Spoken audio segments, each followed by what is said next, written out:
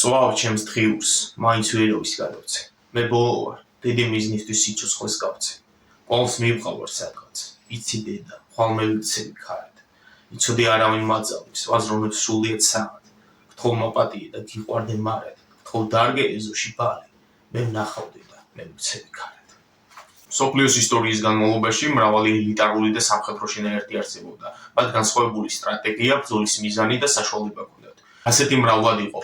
ანტიკურ პერიოდში აქემენიანთა სპარსეთის 10,000-ყაციანი უგდავთა ჯარი, რომაული ლეგიონი, მაკედონიური ფალანგა, შუა საუკუნეებში ტამპლიერთა ორდენები, ჰოსპიტალიერთა ორდენები, ოსმალური იანიჩარები, სპარსული ყულის ჯარი, მე-20 საუკუნეში შუშტაფელი და მწვანე ბერეტები. თუმცა არასდროს არც ერთ სახელმწიფოს არ ყოლია ისეთი მეუღლები, რომლებიც უეჭველ სიკვდილზე მიდიოდნენ. რთულია კამიკაძე პილოტების ხასიათი, ერთი რომელიმე მხატვრული ხერხით შეაფასო. მით უმეტეს, რომ მათი სახელი იაპონურ ენაზე შინპუ ტოგობეტსუ კოგეგიტაი მითოლოგიურ და ლეგენდარულ ბურსში გახდა. ეს არის ჩანაწერი ღვთაებრივ ქარზე, სამშობლოსათვის უკანასკნელად გაფორმებულებს.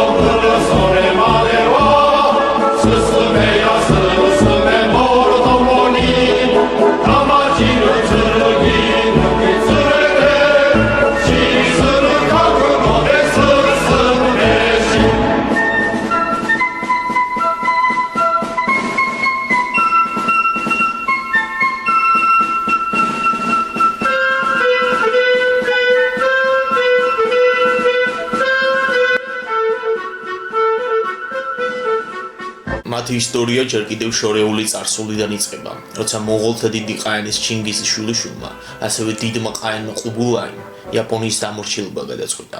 პირველად 1274, მეორედ 1291 წელს მონღოლთა ფლოტი იაპონიის კუნძულების სანაპიროებთან უსაბედად დამოვარდნილმა ტაიფუნმა იმსხვრბლა. ბუნების ასეთ დახმარებას იაპონელებმა კამიკაძე, იგივე ღვთაებრივი ქარი უწოდეს. მითოლოგიამაც უყურადღებოდ არ დატოვა ეს ამბავი და მას ღმერთი რაიჯნის დახმარება თვლიან, რომელმაც ქარიშხალი მონღოლების წინააღმდეგ მიმართა. მე-20 საუკუნეში კამიკაძე ისევ დაბრუნდა ახალი დიდებით და ის გახდა იაპონელი მფრინავების სახელი. ისინი უნდა ყოფილიყვნენ სწორედ ღვთაებრივი ქარები, რომლებიც მტერს ისევ ზღვიდან გაანადგურებდა. კამიკაძეები პირველად 1944 წელს გამოჩნდნენ და მათზე იყო დაკისრებული ეგრეთ წოდებული თვითმკვლელი მისიები, რომლებიც ეპოლის სამხედრო ხომალდების განადგურებას იესახავდა მიზნად. მფრინავები სპეციალურად იყვნენ მომზადებული და იდეოლოგიზირებული, რომ ამ გმირულ გზაზე წასული. ისინი წვრთნებს გადიოდნენ სპეციალურ ბაზებზე, სადაც არა მხოლოდ სამხედრო ტაქტიკაში, არამედ იდეოლოგიაშიც და პატრიოტიზმშიც წვრთნიდნენ. მათი იდეოლოგია გაჯერებული იყო სამურაის კოდექსით, რომელიც პატრიოტს სუვალს და თავგანწირვას მოითხოვდა. კამიკაძის თავგანწირული მისია გულისხმობდა ეგრეთ წოდებული ზეროს ტიპის თვითმფრინავებით ამერიკული სამხედრო გემების განადგურებას. მათი მიზანი იყო მტრის დემორალიზაცია და ომში დროის მოგება, მაგრამ შედეგები ყოველთვის წარმატებული არ ყოფილა. მათი ტრენინგები ხშირად გულისხმობდა მხოლოდ თვითმფრინავის მართვის საწყის უნარებს. მათთვის დაშვება არ იყო საჭირო, რადგან ისინი უკან დაბრუნებას არც აპირებდნენ. მათი ოფიციალური პირველი მისია 1954 წლის 25 ოქტომბერს ფილიპინების ლეიტეს ყურეში განხორციელდა. იაპონიის იმპერიის სამხედრო ფლოტის ვისი ადმირალმა ტაკიჯირო ონიშიმ შექმნა კამიკაძის სპეციალური შეტევის ქვედანაყოფი. ონიშის ჯეროდა, რომ კამიკაძის ტაქტიკა ბოლო შანსი იყო ომში გამარჯვების მისაღწევად. მისი სიტყვები განსაკუთრებით ცნობილი გახდა. მე მწამს, რომ ჩემი კამიკაძეები სამყაროს გადარჩენას შეძლებენ. ომის დასრულების შემდეგ ონიშიმ თავი მოიკლა ტრადიციული სამურაის წესით სეპეკუთი. კამიკაძეები გამოიყენებდნენ მიცუბიში AX-0 ტიპის თვითმფრინავებს, რომელთაც დამატებითი აფეთქებადი მასალა ჰქონდა მიმაგრებული. ყველაზე ცნობილი მისია 1954 წლის ოქტომბერს მოხდა, როდესაც წარმატებით დააზიანეს ამერიკული ავიამზედი USS STLO. 1954-55 წლებში კამიკაძის მისიებში 3800 მფრინავი მონაწილეობდა, მათ მოახერხეს 34 ამერიკული გემის ჩაძირვა და ასობით სხვა გემის დაზიანება. კამიკაძეების მასშტაბური ჩართვა ომში ოკინავას ბრძოლაში მიუხვდა, სადაც მათ 30 ამერიკული ხომალდი ჩაძირეს, მათ შორის 2 ავიამზიდის, ასევე ვერიში მიიტანეს უამრავ სამხედრო ხომალდზე. ხოლო იაპონელთა დანაკარგი უფრო დიდი იყო, ვიდრე ამერიკელებისა. ამერიკელების დანაკარგი გარდა იმისა, რომ ჩაუძირეს გემები 12000 ჯარისკაც შეადგენდა. ოკინავა იყო სტრატეგიული ადგილი ამერიკელთათვის, რადგანაც აქედან მათ უშუალოდ შეეძლოთ იაპონიის დაბომბვა და ეს შემდეგში სწორედაც ასეც მოხდა. მათ ამერიკელებმა 1955 წელს 2 ატომური ბომბი ჩამოაგდეს ჰიროსიმასა და ნაგასაკიში. ისტორიამ შემოგვინახა რამდენიმე ცნობილი კამიკაძე მფრინავის სახელი.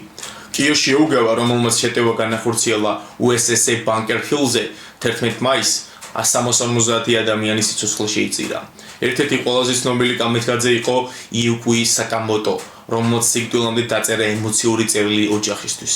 ეს წერილი დღესაც ინახება მუზეუმში და ასახავს იმ სულიერ ტრაგედიას, რომელიც ამ ადამიანებს გადახდათ.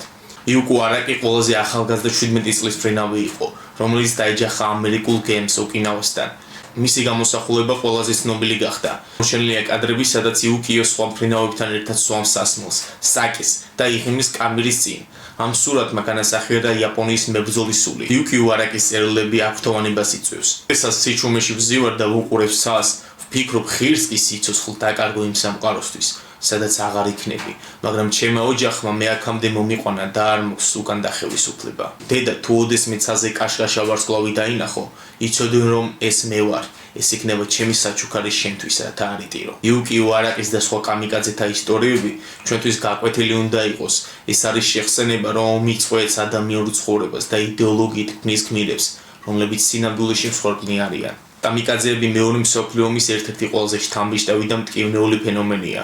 ეს მფრინავები იყვნენ სიმბოლო იმ უდურესი გადაწყვეტილებისა, რაც იაპონიის იმპერიამ საკუთარი გადარჩენისთვის მიიღო. მათი თავდასხმები აერთიანებდა თავგანწირვას, ტაქტიკას და ტრაგედიას. ეს არ იყო მხოლოდ ბრძოლა, ეს იყო სიცოცხლის ფასად დაცემული იდეალები. მათი მოგონება გვახსენებს, რამდენად უმოწყალოა ომი და რამდენად ძვირია ადამიანის სიცოცხლე. დღეს ამ თავგანწირული გმირების ისტორიას შერეული ემოციებით ვიხსენებთ, როგორც გმირობის, ასევე თავგანწირვის მაგალითად. ეს ყველაფერი ჩვენთვის არ უნდა გახდეს უბრალოდ ცარცულში მომხდარი ისტორია. არ გაუვიწყოთ ეს გმირები, რადგან ისინი გვასწავლიან, რომ ომი მხოლოდ ომში ჩართული ადამიანისთვის არის დასასრულის დასაწყისი. ამით ეს ჩანაწერი დასრულდა. კარგად ბრძანდებოდეთ, გამოიწერეთ და იცოდეთ ვიდეო.